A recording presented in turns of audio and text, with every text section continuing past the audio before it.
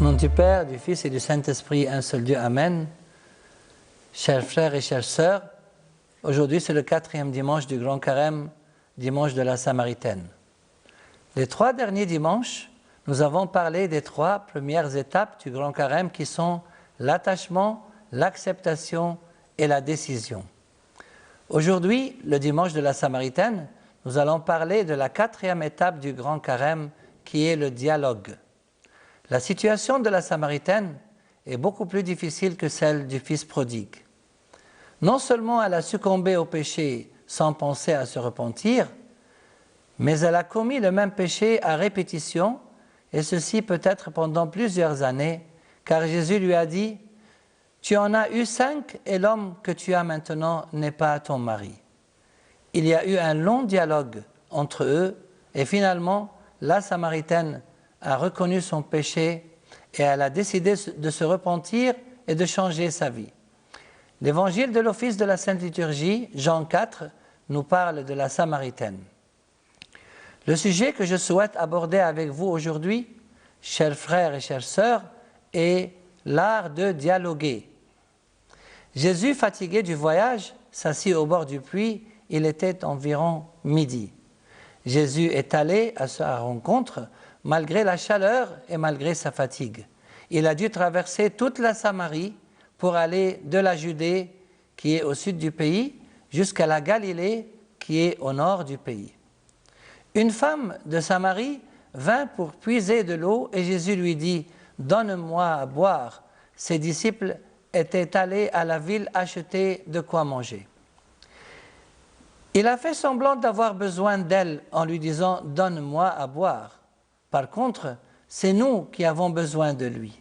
Dans la Sainte Liturgie de Saint Grégoire, nous lui disons « Tu n'avais pas besoin de ma servitude, mais c'est moi qui ai besoin de ta seigneurie. » Normalement, les gens n'allaient pas au puits pour puiser de l'eau quand il fait très chaud à midi, ou ils y vont très tôt le matin après le lever du soleil, ou très tard le soir avant le coucher du soleil. Et c'est pour cela que la Samaritaine est allée au puits à midi pour puiser de l'eau, pour que personne ne la regarde d'un regard méprisant à cause de sa mauvaise réputation. La femme samaritaine dit à Jésus « Mais tu es juif, comment oses-tu donc me demander à boire, à moi une Samaritaine ?» En effet, les Juifs n'ont pas de relation avec les Samaritains. Au tout début, elle refusait le dialogue. Mais Jésus a parlé avec la Samaritaine, bien que cela soit contre les traditions, car son but est de sauver chaque personne au monde, y compris la Samaritaine. Même les disciples de Jésus, quand ils revinrent, ils furent étonnés de le voir parler avec une femme. Mais aucun d'eux n'osa lui demander « Que lui veux-tu » ou « Pourquoi parles-tu avec elle ?» Jésus lui répondit « Si tu connaissais ce que Dieu donne, et qui est celui qui te demande à boire, c'est toi qui lui aurais demandé de l'eau, et il t'aurait donné de l'eau vive. » En fait, c'est le monde à l'envers. C'est elle qui devait demander à boire de l'eau vive. Ici, Jésus essaie doucement de la faire sortir du matériel pour l'amener au spirituel. « Maître, tu n'as pas de seau et le puits est profond. Comment pourrais-tu avoir cette eau vive ?» Elle a commencé à utiliser la logique et la raison en lui disant qu'il n'a même pas un seau et que le puits est profond. Chers fidèles, nous ne sommes pas contre la logique et la raison, mais la foi en Dieu dépasse la logique. La logique et la raison sont comme les yeux de la personne, et la foi est comme les lunettes, le microscope et le télescope. Tout ce que nous ne pouvons pas voir avec nos yeux, nous pouvons le voir avec nos lunettes ou même avec un microscope et un télescope. Saint Paul a dit à ce sujet « La foi est une manière de posséder déjà ce que l'on espère, un moyen de connaître des réalités que l'on ne voit pas. » Comment pouvons-nous alors prouver, par la logique et par la raison, le fait que Jésus a ressuscité Lazare d'entre les morts après 4 jours et le fait qu'il a marché sur les eaux? Jésus lui répondit « Quiconque boit de cette eau aura de nouveau soif, mais celui qui boira de l'eau que je lui donnerai n'aura plus jamais soif. L'eau que je lui donnerai deviendra en lui une source d'où jaillira la vie éternelle. Comme Saint Jean nous l'a dit dans l'Apocalypse, l'Esprit et l'Épouse disent « Viens ». Que celui qui entend dise « Viens ». Que celui qui a soif vienne. Que celui qui le veut reçoive de l'eau vive gratuitement.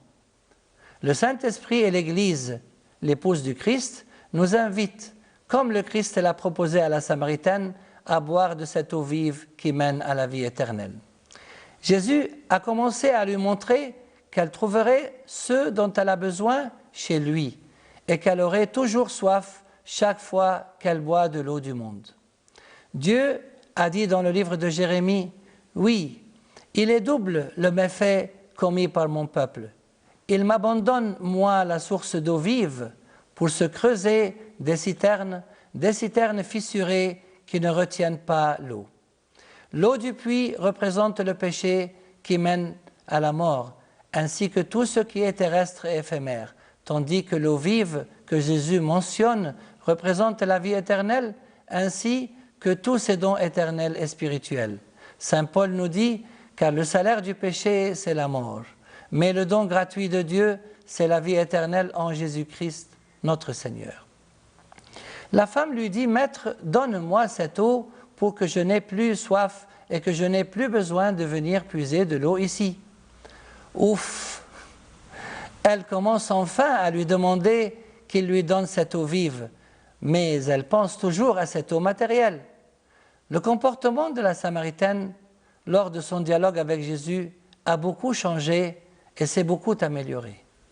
Au tout début, elle lui disait « Comment oses-tu » Et maintenant, et pour la deuxième fois, elle lui parle avec respect en lui disant « Maître ».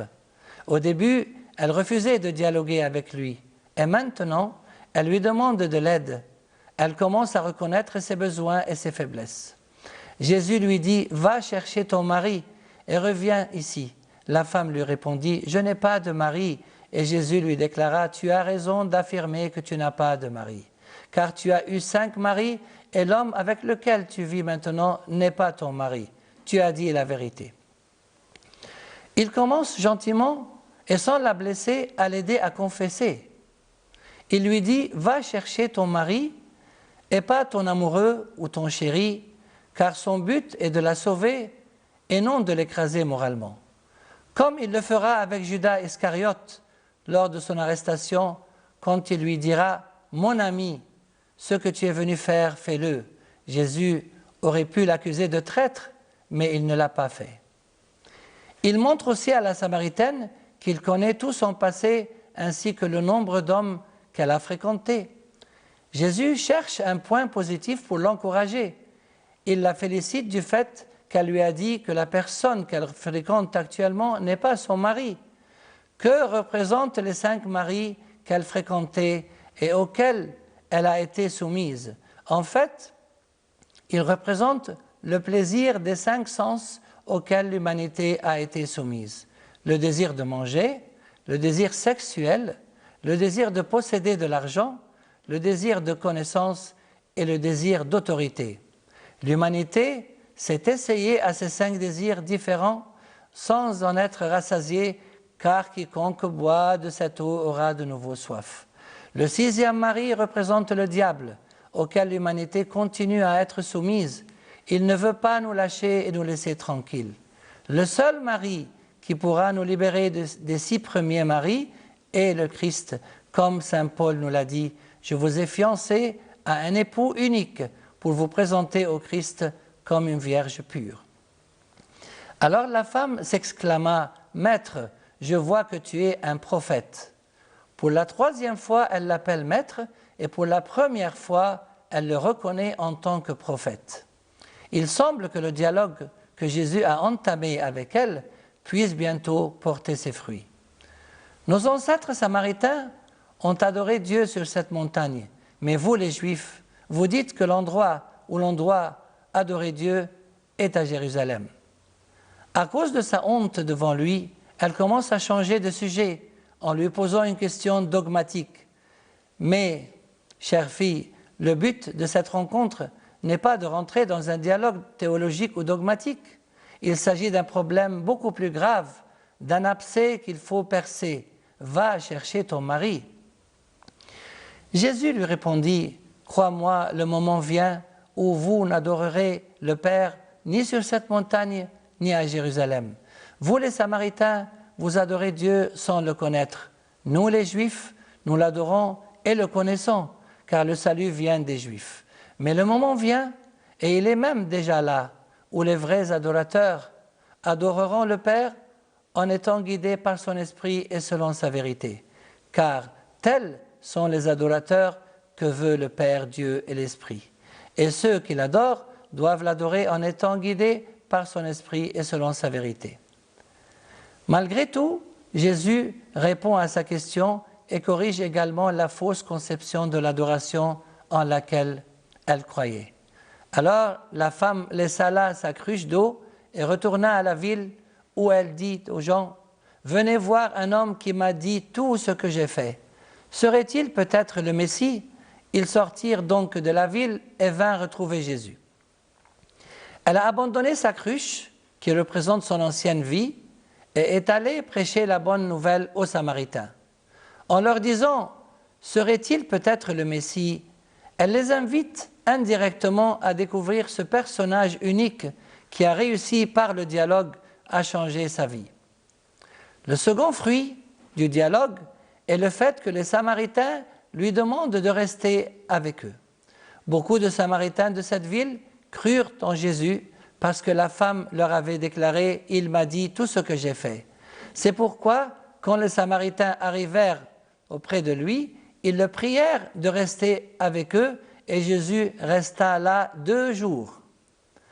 Le fait que les Samaritains lui demandent de rester avec eux est un vrai miracle, inattendu, car les Juifs n'avaient pas de relation avec les Samaritains.